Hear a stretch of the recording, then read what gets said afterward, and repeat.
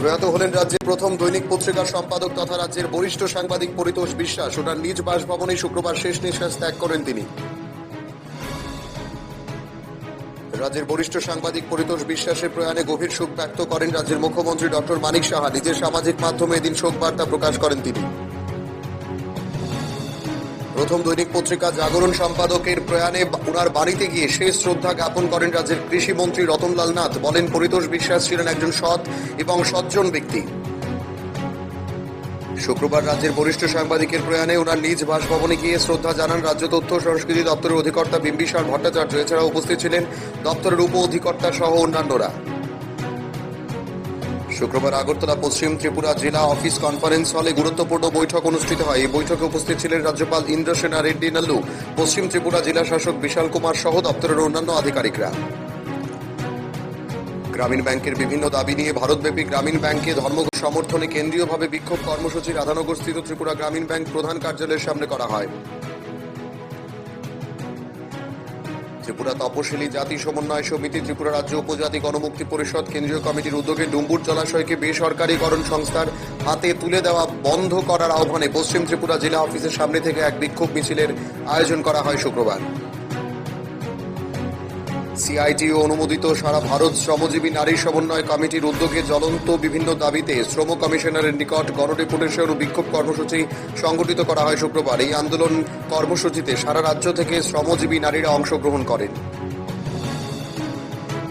সংযুক্ত কিষাণ মোর্চা, কেন্দ্রীয় trade union যুক্ত মঞ্চ এবং স্বাধীন আঞ্চলিক ফেডারেশন যৌথ মঞ্চের উদ্যোগে হরিয়ানায় বিজেপি সরকারের পুলিশের গুলিতে নিহত কিষাণ আন্দোলনকারী শুভকরণ সিং হত্যাকাণ্ড ও কৃষকদের উপর আক্রমণের প্রতিবাদে দেশব্যাপী কালো দিবস পালন করা হয় এদিন। প্রদেশ যুব কংগ্রেসের নতুন সভাপতির নাম ঘোষণা করা হয় কংগ্রেস কেন্দ্রীয় নেতৃত্বের তরফে। ত্রিপুরা প্রদেশ যুব কংগ্রেসের নতুন সভাপতি হলেন নীলকমল সাহা। শুক্রবার প্রদেশ কংগ্রেস ভবনে এক অনুষ্ঠানের মধ্য দিয়ে নতুন যুব সভাপতিকে শুভেচ্ছা জানান দলীয় কর্মীরা। বৃহস্পতিবারের স্বল্প বৃষ্টিতে টালমাটাল চাকমাঘাটের দীর্ঘদিনের পুরনো বাঁধ। যে কোনো সময় সুইচ গেট ভেঙে খোয়াই নদীর জল তেলিয়ামুড়া শহরমুখী হওয়ার আশঙ্কা, আতঙ্কিত আমজনতা। বৃহস্পতিবারের প্রবল বৃষ্টিতে জলমগ্ন হয়ে পড়ে বিশালগড় থানা। শুক্রবার থানা পরিদর্শনে যান এলাকার বিধায়ক সুশান্ত দেব এবং ডিসিএম প্রসেনজিৎ দাস সহ এক প্রতিনিধি দল। ট্রাফিক আইন অমান্য করে বাইক নিয়ে পালিয়ে যাবার সময় দুর্ঘটনার কবলে এক যুবক। পরবর্তী সময় বাইকটির নাম্বার ঢাকা অবস্থায় দেখে নিয়ে যাওয়া হয় ট্রাফিক ভবনে। ঘটনা রাস্তার উত্তর গেট এলাকায়। দরজা বন্ধ হয়নি, তৃণমূলের সঙ্গে আসন ভাগাভাগি নিয়ে আলোচনা চলছে কংগ্রেসের। বিজেপিকে কেন্দ্র থেকে গদিচ্যুত করার জন্য তৈরি হয়েছিল ইন্ডিয়া জোট, কিন্তু লোকসভা নির্বাচন যত এগিয়ে আসছে ততই জোটের জট বাড়ছে। আসন ভাগাভাগি নিয়ে আলোচনা প্রায় বন্ধই হয়ে গিয়েছিল। তবে চলতি সপ্তাহে উত্তরপ্রদেশ ও দিল্লিতে কংগ্রেসের সঙ্গে আসন ভাগাভাগি চূড়ান্ত হয়েছে। 13 মার্চের পরেই ঘোষণা হয়ে যাবে লোকসভা ভোটের নির্ঘণ্ট। ভারতের নির্বাচন কমিশন সূত্রে জানা গিয়েছে, তার আগে নির্বাচন কমিশনাররা রাজ্য সফর সেরে ফেলবেন। সেখানের বিভিন্ন রাজ্যের ভোট প্রস্তুতি ও নিরাপত্তার ব্যবস্থা খতিয়ে দেখবেন তারা। শুক্রবার বড় ধাক্কা খেয়েছেন কংগ্রেস সাংসদ রাহুল গান্ধী। মানহানি মামলায় তার আবেদন ঝাড়খণ্ড হাইকোর্ট খারিজ করে দিয়েছে। এটি স্বরাষ্ট্রমন্ত্রী অমিত শাহকে নিয়ে আপত্তিকর মন্তব্য করা সংক্রান্ত একটি মামলা।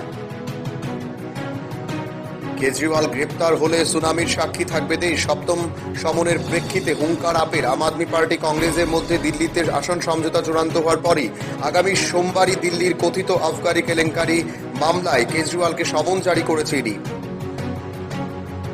বিজেপি কর্মীকে আধমোড়া করে থানায় পাঠালো সিপিআইএম কর্মী বলে অভিযোগ। ঘটনায় শুক্রবার বিকেল 3টে নাগাদ বিশালগড় থানাধীন রাস্তার মাথা গোডাউন সংলগ্ন এলাকায়। প্রয়াত হলেন লোকসভার প্রাক্তন স্পিকার মনোহর যোশী। মহারাষ্ট্রের প্রাক্তন এই মুখ্যমন্ত্রীর বয়স হয়েছিল 86 বছর। গত 21 ফেব্রুয়ারি বুধবার হৃদরোগে আক্রান্ত হওয়ার পর তাকে মুম্বাইয়ের হিন্দুজা হাসপাতালে ভর্তি করানো হয়। শুক্রবার ভোর 3টে নাগাদ সেখানে তিনি শেষ নিঃশ্বাস ত্যাগ করেন। কংগ্রেস ছাড়তে পারেন বঙ্গ কংগ্রেসের অন্যতম মুখ তথা লোকসভার বিরোধী দলনেতা অধীর রঞ্জন চৌধুরী। সূত্রের খবর, দলকে আলটিমেটাম দিয়েছে অধীর। তৃণমূলের সঙ্গে জোটে গেলে কংগ্রেস ছেড়ে বিজেপিতে যোগ দেওয়ার কথা দলকে জানিয়ে দিয়েছেন অধীর, এমনটাই সূত্রের খবর।